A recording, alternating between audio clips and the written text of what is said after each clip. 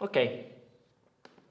So, hi everybody, I'm Claudio Marcantonini. I'm the scientific coordinator of the Florence School of Regulation Climate, which is a research group at the European University Institute working on analysis of the European climate policy. And today I'm going to speak about the most important climate policy we have in Europe, which is the EU ETS. This presentation is partially based on a paper I've written with Danny Ellerman and Alexander Zaklan on the analysis of the first two phases of the UTS, which will be published soon in the Review of Environmental Economics and Policy. And an earlier version of this paper is available in our working paper series. So this is the outline of today's presentation. It is divided in three parts. In the first one, I will give you a short introduction of the historical development of the UTS. In the second one, I will speak about the performances of the UTS, in particular regarding emission reduction and carbon price. And in the third one, I will speak about the future of this instrument and the current debate regarding the reform of the EU ETS. So the UTS means European Union Emission Trading System, and it is the largest cap-and-trade program in the world. In a nutshell, it works in the following way. The EU defines an annual cap on emissions and allocates an equivalent number of allowances. Each regulated installation, in order to emit greenhouse gas emissions, they must surrender an equivalent number of allowances. These allowances can be traded into the market. This means they can be sold or they can be bought in the market. So there is a price for emission allowances, means there is a price to emit CO2 emissions in the system. From a theoretical point of view, the key characteristic of a cap-and-trade program is that it reduces emissions at the lowest cost, that is, using the cheapest options. So the EU ETS is very big. It includes 31 countries, more than 50,000 installations in the electricity, in the power sector and the major industrial sectors. It also includes the aviation sectors, and it covers about 50% of the total greenhouse gas emissions in Europe. The EU ETS this year, it marks the 10th anniversaries of this instrument. And in these 10 years, the EU ETS has changed and it has improved in many aspects through a learning by doing process. The first directive was enacted in 2003 and the system started in 2005. The first 2 years, it was called phase 1 and it was a trial period.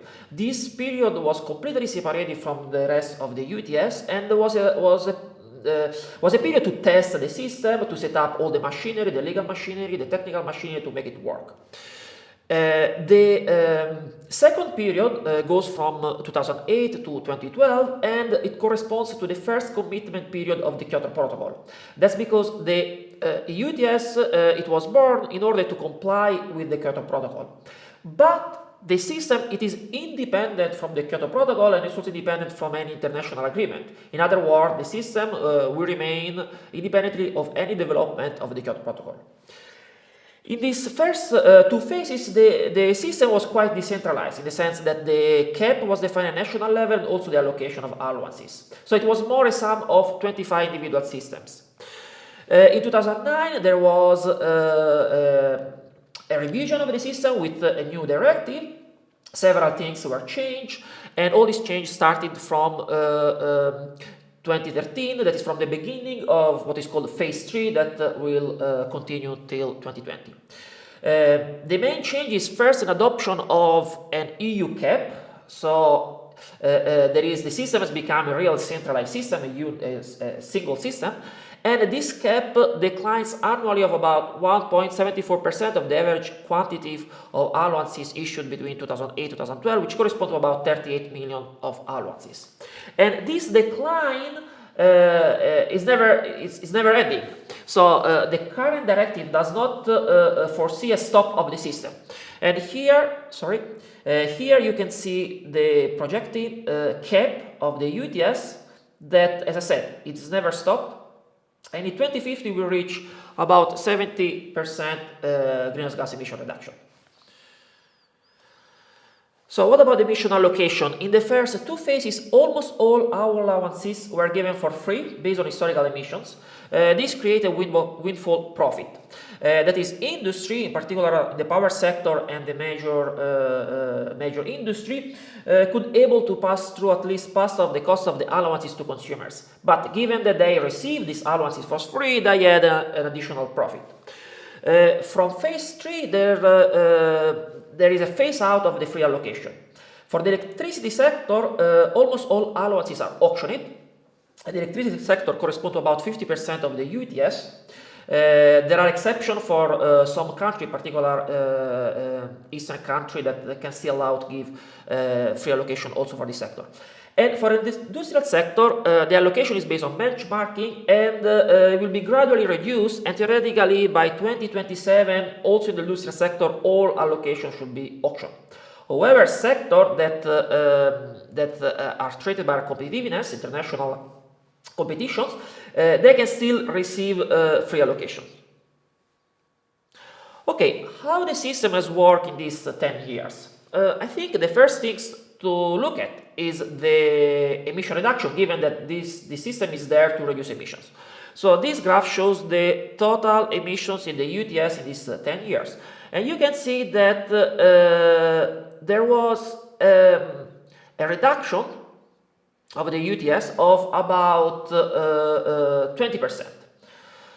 Now, the question is, what was the role of the EU ETS in this reduction? In other words, this reduction was really due to the EU ETS or to other factors? Now, this graph shows the relative change of the emissions, this line, versus the relative change of the GDP. Now, we can see that there was a large decrease of emission year 2008, 2009 that correspond to the decrease of GDP. This corresponds to the financial crisis. So practically this graph shows that at least part, if not most, of the emission reduction was actually due to the crisis, because there was a reduction of production, so industry produced less, so this means that they also emitted less. However, it also shows this graph that the reduction of the emissions tends to be steeper than the one of the GDP. And actually, if you compare the emissions over the GDP before the EU ETS, it reduced at the rate of about 1% per year, while after the EU ETS it reduced at the rate of about 2-3% per year. So this shows that this suggests that the instrument had an effect on emission reduction. Now, to estimate exactly this effect is difficult, because practically you have to compare the system with another one without the EU ETS, which in reality does not exist. So there were some studies which tried to do it using simulation, and they found that at least for phase 1 and the beginning of phase 2, there was a reduction of about 3% of emission that can be attributed to the presence of the system. So the EU ETS helped to reduce emission in Europe. What about the carbon price? This graph shows you the prices, are the spot price for phase 1 and phase 2 and 3. So in phase 1, initially the carbon price started quite high, at around 25 euros per ton of CO2.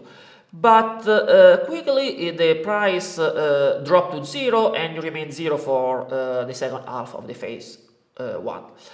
Why? That's because there was an over-allocation of emissions in phase 1. Practically, the number of allowances issued was higher than the actual emissions. And given that this phase was separated, from these other two phases, in the sense that allowances issued here could not be used here. Of course, when it was realized as over-allocation, the price, the value of the allowance was zero. So what happened in phase 2? Something similar happened, in the sense that it always started the price quite high at around 20-25 euros, but similarly the price it went down, and at the end of phase 2, so at the end of 2012, the price was around 5 euros, and still now the price is low. It's a little bit higher, around 7 euros, but still low. Why? Because actually something similar happened also in phase 2. There was always an over-allocation of allowances. That's because when there was defined the cap, people did not foresee, the cap was defined before the crisis, so they did not foresee the crisis. So also in phase 2, the cap was higher with respect to the historical emissions. So the number of allowances issued was more than the emissions. And actually, phase 2 ended with a surplus of allowances of about 2 billion, which is much higher than the surplus of allowances at the end of phase 1, which was about 80 millions. But even if the price it is low, it is not zero. It never reached zero like in phase 1. That's because there is banking. In other words, allowances issued anytime here can be used anytime in the future. So the fact that the price it is not zero, it means that there is a perception that at one point the allowances will be used. And that's because, as I showed you before, the cap will decline, so it will be more and more stringent, and at one point the surplus will end, and people they are going to use the allowances that now they banked. Two other quick comments is, first, there are no convincing evidence, at least in the academic literature, that the UTS adversely affected the competitiveness of the regulated firm. And second, as I said, from phase 3, there is about half of the allowances are auctioned. So it means that there is a revenue for member state. These account until now to about 7 billions, which are redistributed to member state, partially taking into account GDP per capita. I mean, 10% of this is distributed taking into account GDP per capita. So there is an element of equity in the EU ETS directive. So what is the current status of the UTS? As I said, low carbon price and high surplus of allowances. This graph comes from the European Commission, from the impact assessment for the reform of the UTS, and it shows the historical and projected future profile of supply and demand. So the green line here shows the number of allowances issued every year, while the yellow line shows the number of international credit. That's because international credit is coming from the Kyoto Protocol, can be used for compliance in the EU ETS. Now there is a limit on the quality of credits. Not all credits for all projects can be used, and there is a limit on the quantity, which is about 1.6 billion for phase 1 and phase 2, but still 1.6 billion is a very high quantity. So the use of international credit, of course, was another reason for this surplus of allowances. So practically this total column here is the total number of allowances that can be used in that year, while this the black line shows the emissions, the historical emission from here are the projected emissions. So we can see that the emissions are lower than the number of allowances issued. And this means that there is a surplus of allowances. So there is a quantity of allowances which is not used and is banked. And this is given by this red line. And we see that this surplus has grown in the phase 2, and according to the prediction of the UTS, this is under a business usual scenario, it will keep on growing until the end of phase 3, and we only reduce from 2020, but slowly. So this surplus will remain. It's very large. It's about more than 2 billion of allowances. So this means that there is a perception that also the carbon price will remain low in the next years. The Commission thinks it will remain around 10 euros at least until 2020. Now, is this a problem? I mean, this low carbon price, is it a real problem for the European climate policy? And before discussing it, I want to ask you your opinion. And I will launch now a poll.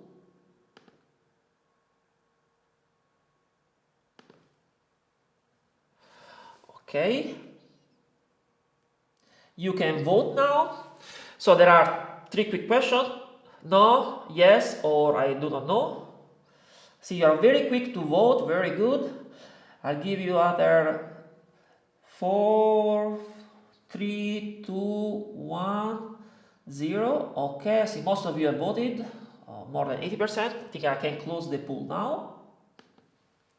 Okay, let's see the result. Okay, so 70% thinks yes, it is a problem. 18% no and 50% I don't know. So the large majority of you thinks that yes, it is a problem for the climate policy to have a low carbon price. Now, I think there are good reasons to answer no and to answer yes. First, no is not a problem. Why? Because the goal of the EU ETS is to reduce emissions at the lowest cost using the cheapest option. So, okay, it was cheaper than we thought, cheaper than we predicted, but on the other side, no, why it is bad? We are spending less money to reduce emissions. Yes, okay, we know that this reduction comes from the economic crisis, but on the other side, it is not a bad idea that the price is low at the time of an economic crisis, because a low price helps to support the growth of the economy. And now we have other important problems to solve. No, think about the unemployment, the budget constraint, and there are also little money to spend for investment. And on the other side, the system, when at time of growth, surely the price will go up, but at that time we will have more money to spend for investment. And as I showed you before, the cap will become more and more stringent, so it's only a matter of time, but eventually the price will go up. However, there is also good reason to say yes, it is a problem. Why? A market is not perfect. There's perfect information. There is probably excessive focus in the short term. When people take decision, they don't look ahead of 10 years. They may just look ahead of 3-4 years. So they do not care if the carbon price will grow up in 10-15 years. There are regulatory uncertainties because this market is a market created by politics.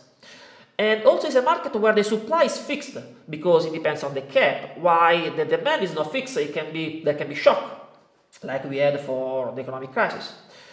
So maybe the market is not giving the right price signal, and this may be a problem for investment, because with a low carbon price, people can defer investment in low carbon technology with the risk of carbon lock-in. It means that now we do investment in high carbon technology, and we may do investment later on, like in maybe 10, 15 years, 20 years, but at that time it will be more costly for society to invest in low carbon technology. So I think choosing between no and yes depends on, first, what do we want from this instrument, if only reducing emission at the lowest cost, or also we want a price signal to support investment, not only in the long term, but also in the short and medium term. And second, it also depends on how much we trust the market in deliver the right price. And given that market is not perfect, but by the way, no market is perfect, if it's better to leave the market as it is, to leave the system as it is, or try to fix it with the risk that we get things worse. So I think that, in my opinion, the proposal of the Commission to reform the ETS is somehow halfway through. Try to solve this problem of the large surplus of allowances, of the balance between demand and supply, but at the same time preserving the market dynamic of the instrument. Okay, so this opens the third session of this presentation, which is about the structural reform of the ETS. So officially, the debate started in 2012 when the Commission released a report on the status of the ETS, and they proposed several measures to strengthen the ETS in the short and the long term. A first measure was a short-term measure called backloading that was approved in about 1 year. This backloading is simply a postponing of auctioning of 900 million of allowances from the beginning of phase 3 to the end of phase 3. There is no high expectation that this short measure will have a major impact on the carbon market, but the debate on backloading was important because it opened the way to debating a much stronger reform in the long term. Regarding those, the Commission proposed six different measures to take. There was a public consultation, there was a debate with stakeholders, a debate with the institutions, and eventually the Commission proposed a concrete reform at the beginning of 2014, and last October the European Council agreed on an important document on the 2030 framework for climate and energy, practically on the new energy and climate package for 2030, And this agreement contains also a reform of the ETS, which is in line with the proposal of the Commissions. I have to say that these long-term measures are not yet approved. The Commission needs to draft a directive that needs to be voted by the Parliament. So the European Council, I mean, there are several things that the European Council decide. I think the two most important are the following. First, an increase in the target to reduce 43% emission reduction by 2030. This means that the linear decrease that I show you will be more steeper, 2.2% per year. Second, there is a creation of a market stability reserve to solve this problem of the balance of supply and demand. I have to say that the European Council agree on maintaining free allowances also after 2020, also for the power sector, for member states with lower GDP per capita. So most of the debate was about the market stability reserve. What is it? This is a system which, as I said, try to control the surplus of allowances. It works in the following way. So the Commission, after a public consultation, after consulting all stakeholders, realized that I mean, not a surplus in itself is not bad. The problem is when the surplus is too high. But a surplus of about between 400 and 800 million is okay for the functioning of the system. So if the surplus is in this corridor, nothing happens. The system works as it is now. Now, when the surplus goes above 800 millions of allowances, and as it is now remember, now the surplus is 2 billions. 2 years after, part of the allowances, which are supposed to be auctioning, are put in the reserve. About 12% of the total surplus. And until the surplus is above 800 millions, allowances are added to reserve. So this reserve keeps growing. When the surplus goes below 400 millions, these reserves are put back into the market. They are auctioned at a rate of 100 million allowances per year. So as I said, this system tries to stabilize the surplus of allowances. It is a rule-based mechanism. It operates impartially. There is no discretionary choice, like a machines. You know exactly how it works. And it only involves quantity of allowances. It does not control the price. So the price is still determined by the market. So as I said, it preserves the market dynamic of the instrument. Now the question is, what is the impact of the system on the carbon price?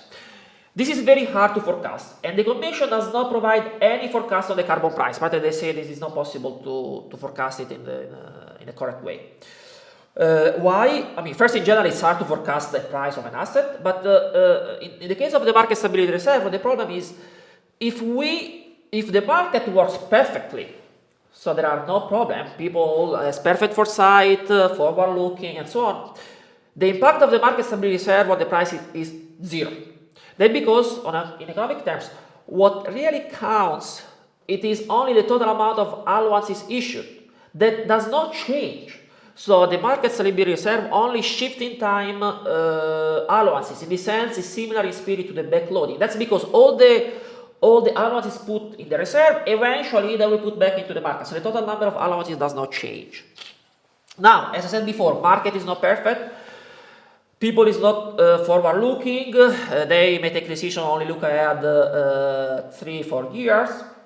An element which play a major role in this analysis was the hedging strategy of the power sector, which is considered as a time scale of about 3-4 years. So this means that the market stability reserve will have an impact, but it's hard to say because it depends on the behavior of the players in the market. That, by the way, it may change. So there are some model which says that probably the price will go up, but how much? I repeat, depends on the assumption you use.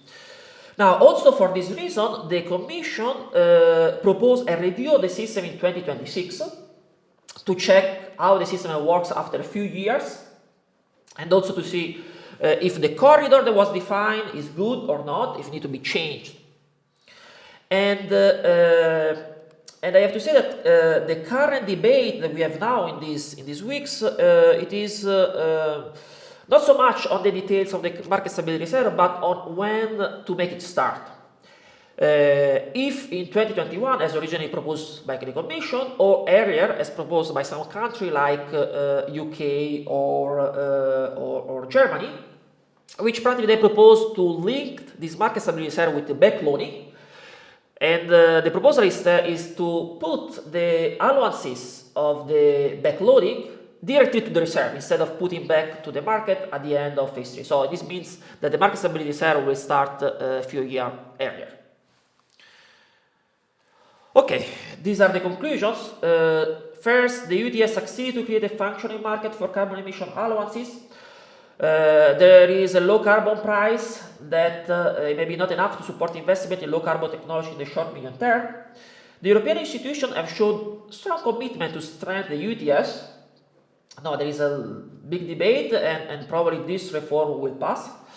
And I think it's my feeling that independently on the actual impact of this measure, in particular the impact of the market stability reserve on the carbon market, they are important to restore confidence in the system, to restore credibility to this instrument that it was at least partially lost because of this low carbon price. And finally, I want to say that the EU ETS will remain a key instrument of the European climate policy. First, because, as I just said, the European institutions are committed to do that. And also because the EU ETS is the only climate policy we have now in Europe with a sure horizon after 2020. That's because, as I said, the current EU directive does not foresee any end to this instrument. The cap will keep on declining. And if on one side it is hard to reform the system, it's hard to find agreement among member states and the parliament to reform the system, on the other side it's also hard to take it out. So the system will remain, the cap will become more stronger, and the EU ETS will remain a pillar of the European climate policy. Okay, I conclude here, but first I want to say that here in Florence we are organizing a conference for the 10 years anniversary of the EU ETS that will be held the 21st of May. There will be policymakers, academics, stakeholders, and it will be live stream, so you can join us and watch. And soon you will find all the information on the internet. Thanks. Perfect, Claudio. Thank you so much for this presentation. It was really complete and you gave us a very comprehensive overview of the EU ETS mechanism and its history. So now I would go straight to the Q&A session. We received many questions. We tried to answer to some of them, and I'll try to collect and to match some of them so that you can give a answer to some of them all together. So the first one, in the meantime, I'll ask you to show your screen if you like, your webcam. Yes. First question, why did not the European Commission propose a price corridor instead of a surplus corridor? That's a good question. Sorry, you can see my... Yes, we can see you. Okay, fine. Okay, initially, as I said, there were several proposals. One of these was to touch the carbon price, either in the form of a corridor or the form of a carbon floor. Eventually, the Commission chose this market stability reserve because it was the proposal where they found most support. Why? First, because, as I said, it is the proposal which preserved the dynamic of the market. So somehow the structure of the key structure of the EU ETS. And second, because from a political point of view, it is very hard to touch the price. When you start putting some price control, there is a problem on, first, who is going to define the price? The Commission, the Member States. Second, how to define the price, at which level? Because the price, if you start controlling the price, this has a direct impact on the EU ETS. You can say that also in the similar problem for the quantity, I mean, define the right quantity, but somehow it's easier to find agreement with the quantity because it's like more technical, while the price is something that people see it, and in general politicians, they want to have the last words. So it is more difficult to find an agreement in the price. And also remember that that's also the reason why we have an EU ETS and not a carbon tax. Initially, the initial proposal in the 90s of the Commission was to have a carbon tax in order to comply with the Kyoto Protocol, but I mean, eventually we ended up with the carbon trade scheme because it was not possible to find a compromise at political level for a carbon tax. Okay, thank you. And now we received a couple of questions on the role of transport into the EU ETS. So if you could very briefly just say what the impact of including transport in the EU ETS scheme would be. I mean, we know that aviation has been already included. Aviation counts by about 5% of emission in the EU ETS, so it's not big. Yeah. But there was a big debate on aviation because initially, so aviation was introduced in 2012, and initially it was for all flight traveling to Europe or from Europe, independently from where they land or take off. In other words, a flight flying from New York to Rome, it will pay allowances for all the emissions along the flight, not only for the emissions that happen for the flight above the European territory.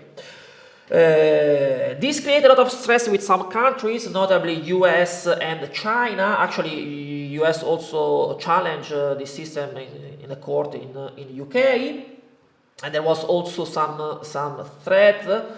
I mean, some revenge from some countries.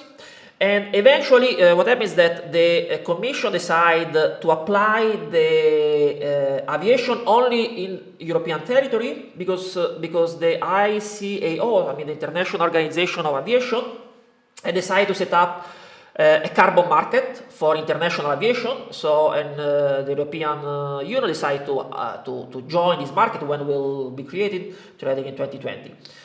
So now the aviation system only works for flight within the European territory. Okay, and any plans for including road transport? Very briefly on that.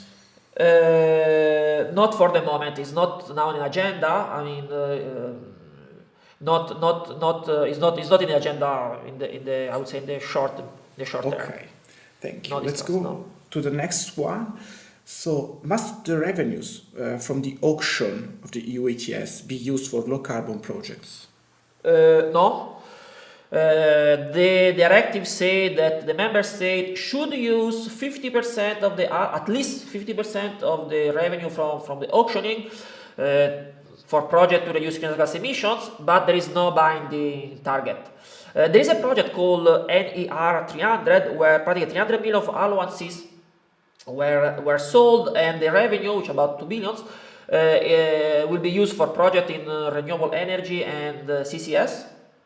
And also, by the way, the Commission proposed to replicate this program with an NER 400, where 400 million euros of allowances will be sold for similar project from 2020. But no, the answer is no to that question. Okay. Thank you. Let's now explore a bit the international aspects of the mechanism, and I want to ask you a couple of questions combined. So, first, what was the role of the EU ETS in the international context? And second, how do you think that potential distributional issues of the EU of the emission allowances could be addressed if the system should be considered in a global way, so not only European way, but on a world basis? Okay, regarding the international context, I think that the EU ETS is very important in the international context, several reasons. First, it was born in international context. As I said, it was born to comply with the Kyoto Protocol, and it represented the most important market for the Kyoto credits. Second is an example in the sense that not only Europeans are learning how to make the system work, but also other countries are learning from the European experience. And second, there is the possibility of linkage between the EU ETS and similar cap and trade system in the world. And actually, with Australia, there was the debate was far advanced and was supposed to have a linkage, but unfortunately, Australia decided to abolish the cap and trade system. But I mean, it is. I mean, there is the possibility of linkages, and thus a possibility of creating a world level cap and trade scheme. Regarding distribution, I think the most issue with distribution is how you are going to use the revenue. So because if you like in the UTS, you have auctioning, so you have you sell member states sell allowances, and in principle these allowances can be used to solve distributional issue such that the cost of the system are distributed equally among citizens and equally among sectors of the economy. Right. Okay, we have time for a couple of questions more, even if it's late. I think they are very interesting. So the next one is, what do you think about unilateral measures like the carbon floor price in the UK to supplement the UTS? I mean, I see that. I mean, it is good in the sense that surely it will increase the price, at least in the UK. So we'll send a clear message to investor. I think that the problem is that let's suppose that if each country will define a carbon price, I mean, each country will have a different carbon floor.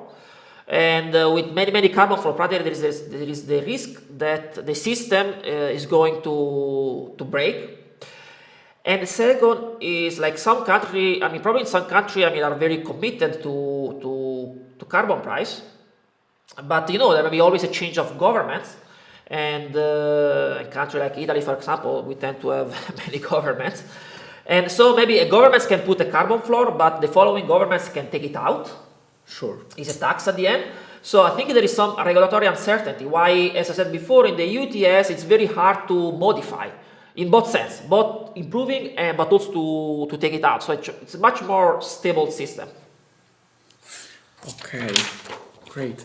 Another question, which is very international in a sense, more than a European-wide. So, will the new European targets on emission allow to reach the IPCC target of an increase of maximum 2 degrees Celsius by 2050? And if so, is this still not enough to sufficiently decrease uncertainty about investment in low carbon technologies? So regarding the target, I mean, one of the reasons why the cap was made more stringent, as I said, one of the decisions was to reach a 43% reduction in the UTS by 2030. It is exactly for this reason, because the current cap will reach by 2050 about 70% emission reduction, which according to the study, IPCC study, another study, is not enough to have a 2 degree difference in the temperature. Europe should reach 80-90% emission reduction. So one of the goal of this reform is exactly to address this point. And regarding the investment, as I said before, I mean, it's a problem of carbon price. So probably now the carbon price is it's not very low to support a lot of investment in the power sector. And the question is, when do we want to have this investment? If we want to have investment now, surely we should find some measure to try to push up the price. I mean, the market stability reserve may be a measure, but if you want to wait, instead, if we are not so pressured, we can wait in the sense that at one point when the market will be, when the cap will be more stringent, surely the price will go up, and when the price will go up, people, I mean, is forced to make investment. So it goes back to what I said before. If we believe the market to do it, maybe wait it, or no, we want it sooner, because we are afraid that if we don't do now, there's the risk of higher cost for society. Good, perfect. Thank you for this answer. So should we trust the markets or not in the end?